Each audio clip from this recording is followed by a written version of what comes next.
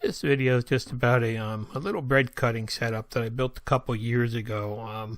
My wife and I really like using, so I just thought I'd share the idea. It seems to really work out good for us. And the biggest trouble is I'm left-handed, my wife is right-handed, so this one can work either way. And there you can see it. It's just basically a cutting board, a couple removable guides for when you want to do like round loaves of bread.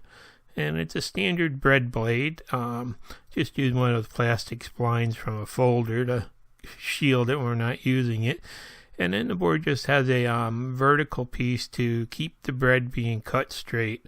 My wife would always come out with like tapered wedges from her homemade bread, or just squishing the bread. So this really has solved the problem, it seems like, for both of us. And it's about 3 years old now, I think, and it still seems to work good. The blade's getting a little bit dull, but the blade holder was built from a piece of cherry and walnut turned for the handle.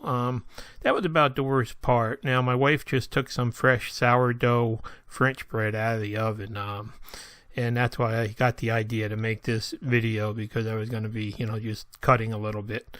So, now you can see, if you got the white loaf breads and stuff like that, you can leave the guides on, and it makes it much easier. But for this kind of bread, you just kind of have to hold it.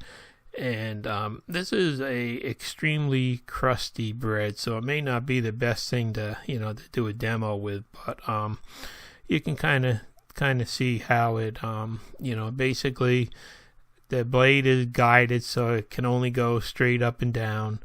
And you just move the loaf, and you can get nice slices from maybe a 1/4 inch thick, and I think you can go up to about 1 1/8 inches with the setup. I left that much clearance around the blade.